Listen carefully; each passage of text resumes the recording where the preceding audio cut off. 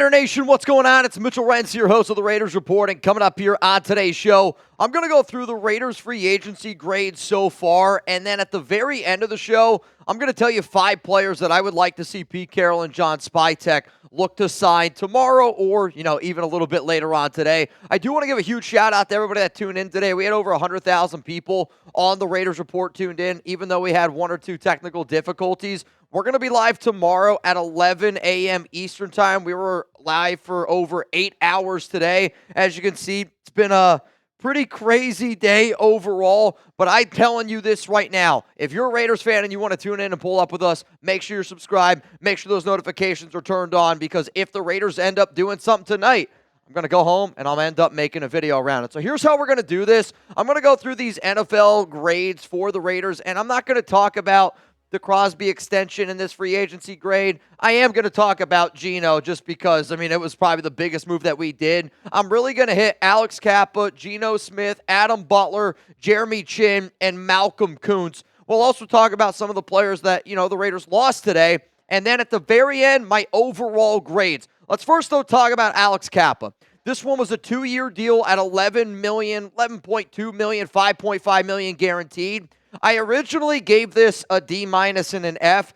Now I'm going to give it a D, because you shouldn't look at it as 2 years for $11 million. You should look at it as 1 for $5. This is somebody who's got John Spytek connections, though was legitimately the worst offensive lineman in the NFL last season. That was a starter, from pressures, from sacks. It was all bad for Alex Cappa. Now what you're hoping is, though, that maybe he missed John Spytek. What I'm kind of hoping is that he can just be like that reliable 6-man offensive lineman for the Raiders, and I'll talk about a player that I would want the Raiders to target a little bit later on in free agency. But for Alex Cappa, backup, I'm hoping. What I'm concerned about is that they might start him. That's a D grade. Let's go to the Geno Smith trade. The Raiders were able to get Smith for the 92nd overall pick. It was essentially they traded Devontae Adams straight up for Geno. I watched a lot of tape over the weekend. In fact, I watched probably close to 8 hours of tape, and I put out a video 45 minutes long on my entire film breakdown of what I thought of Geno. I like Smith so much more now than I did when the trade ended up going down. But the reason why I can't really give it anything besides a B+ is because the Raiders still need to go out and get him an X. They need to go out and get him another receiver on top of that can stretch the field. You need to be able to upgrade your offensive line, and you need a running game. If you don't have certain parts of that, I'm not as sold on Geno Smith, especially for the offensive line. So with that, I like the move. We also don't know what we're paying him. If you're telling me we're going to pay Geno Smith 40 to 45, I'm going to keep it as a B+. If we got to go up in the 50 range, the grade's going to go down. If he's under 40 mil, then this B is going to go to a freaking A. So how confident are y'all in Geno Smith? And I want you to scale it from me from 1 to 10. This is going to be the pinned comment here on today's show. I was going to ask you to grade it yourself, but I'm going to ask you to grade the Raiders free agency at the very, very end. So it's super important for you guys to get 1 to 10. How confident are you in Geno Smith as the Raiders quarterback? Scale it for me from 1 to 10. I'm going to sit up here, and now after just seeing some of the things that the Raiders did today, I still want them to go out and do a little bit more. I feel lame saying 6.5, 6, but that's kind of where I'm at. And in order to get me in that 8, 9, 10 range, we got to do some of the other stuff that I mentioned. But Geno is much better of a quarterback than I ever thought that he was after watching the tape. Numbers do lie, because Geno Smith's numbers do lie if you're only looking at his stats. Let's go to Adam Butler. This one happened late last night. 3 years, $16.5 million deal with $11 million guaranteed. What I love about the Butler contract is how it's structured. And I want to say his cap hit this year was $3.5 million. This is an A+ grade. The number one player I wanted the Raiders to bring back, not saying that Butler is better than Roberts Blaine, Nate Hobbs, or Trevon Merrick, but I knew the price tag that you were going to be able to get Butler, and you can go check out my free agency videos. The number one player I wanted the Raiders to bring back, because I'm all in on wanting to build in the trenches. And I've always been somebody that wants to build in the trenches. But what's really critical and why that grade for Adam Butler is an A+, go around the league, look at what starting defensive tackles are making. they're not making the type of money Adam Butler's making. And then you also got to consider of what type of player Butler is, where he just makes guys all around him a lot better, and he might not be the dude that's putting in all the points, but he's getting boards, he's getting rebounds, assists, and he's blocking shots. That's what he does. But then you also got to consider how important Adam Butler's job is. You got to make sure the guy you paid all the money to in Maxx Crosby is good, and Butler's going to help that. You got to make sure that Christian Wilkins benefits after you just gave him $27 million per year last season. Adam Butler's going to help that. Tyree Wilson, the number 7 overall pick, going to help that. Malcolm Koonce, we'll talk about him here in a moment, but he's going to help all those pieces, which is why it's an A-plus grade. Let's go to my next person here. It's Jeremy Chinn, and this one is an A- grade. And the way that the Raiders acted today, I know scared a lot of people, but they were patient, and they did a lot of really, really smart moves. So Jeremy Chinn, this one was a 2-year, $16 million deal. And when you think about the money that, the Raiders were unable to go out and get Trevon Merrick for, I hear you loud and clear, but this is also an A- to me because of what Jeremy Chinn is going to be asked to do, on top of the fact that the Raiders also re-signed Isaiah Pola-Mao to a 2-year, $8 million deal. Look at Jeremy Chinn's ability to stop the run. He's had over 100 tackles 2 out of the last 4 seasons, coming off a career year with 5 PBUs, an INT, a forced fumble. He was also, though, in that Dan Quinn system. Dan Quinn was the old DC of Pete Carroll, so there is a lot of communication, a lot of good relationships there.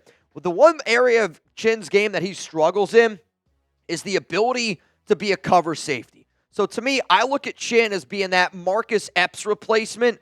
And Merrick was not your true free safety. He was still probably a little bit more of a hybrid version of it.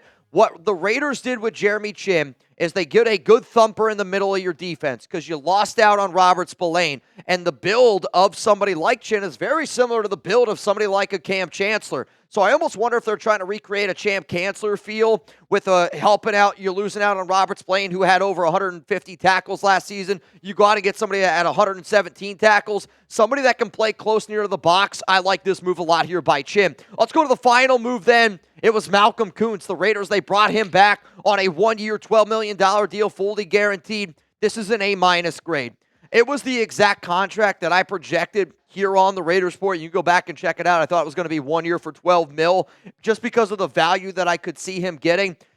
For people that are worried that he was injured the entire year, I hear you loud and clear, man. I really do. But you're paying him for what you saw in that 9-game sample size back in 2023, and I'm proud of Malcolm for wanting to come back and play with Rob Leonard and Patrick Graham. I also, though, think about the Nate Hobbs contract, right? It was 4 years for $48 million, 16 guaranteed. Hobbs is a really good player, but if you were to ask, I think most Raiders fans, would you rather have Malcolm Koonce 1 year for 12 or Nate Hobbs 4 for 48? But I would look at it as 1 for 16. I think everybody under the sun's going to go here, and they're going to say Malcolm Koonce.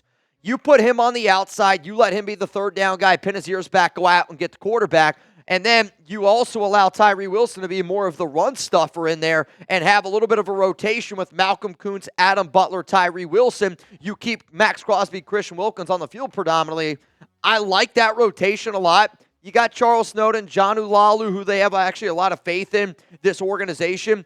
This Raiders defensive line is low-key going to be one of the stars of that defense, and it's really going to help them try to win by going out and getting 4, which really, really does fire me up. I know that I look a little bit sleepy, and I'm sorry. It's just because we've been, basically live talking about Raider stuff for over 9 straight hours now. Next thing that we're going to get into is I want to talk about some of the players that the Raiders lost, my overall grade, and then we'll also get in to some of the players that I want the Raiders to target tonight or tomorrow. If you don't know, if you need a brand new Raiders jersey, because I get it, some of y'all probably had a Hobbs, a Spillane, or a, Trevon Merrick jersey. If you need a brand new one, go to chatsports.com/Raiders jerseys. You can get a Crosby, a Bowers. They also got like Bo Jackson's, Howie Long's. We were joking. I literally saw it was like a Darren Waller jersey today for like $14.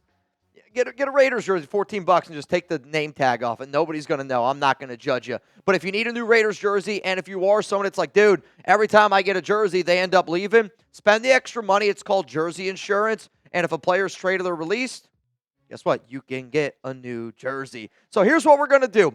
We're going to go through, and I'm going to tell you guys my final overall grade for the Las Vegas Raiders, and then we will get into some of the players that I want them to target and some of the players that the Raiders lost today. My overall grade for the Silver and Black so far is an A-.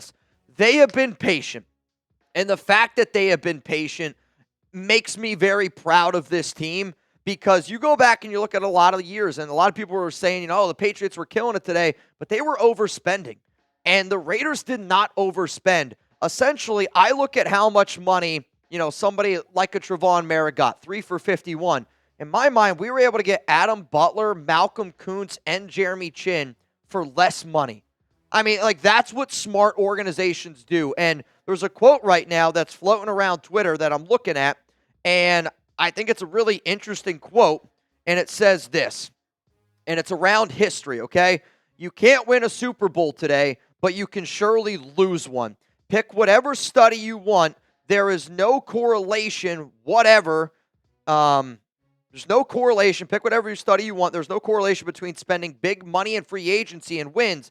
It's actually the opposite. That is my wet blanket statement for the day. So essentially, when you go out and you overspend, you end up shooting yourself in the foot. When you spend responsibly, and the way that they spent today makes me feel like they're going to go out and try to spend big on tomorrow, but you upgraded the quarterback, and you had a lot of really solid, good value players that you're going to be able to use as starters. That's a win for the Raiders. Still a lot of room to grow, but man, I feel great about where this Raiders team is at. So let me know down below, how would you grade it? Give me an A, B, C, D, or an F. How would you grade Raiders free agency so far? So in my mind, it's from Alex Cappa to Malcolm Koonce to all the moves that the Raiders made today, from Jeremy Chinn. Yeah, you lost out on a few guys as well, but you brought back Isaiah Paul. Think about what the Raiders have done in free agency. Give me your grade down below. Now let's go talk about some of the players that the Raiders missed out on, or unfortunately did not get. Robert Spillane signed a 3-year, $37 million deal with the New England Patriots.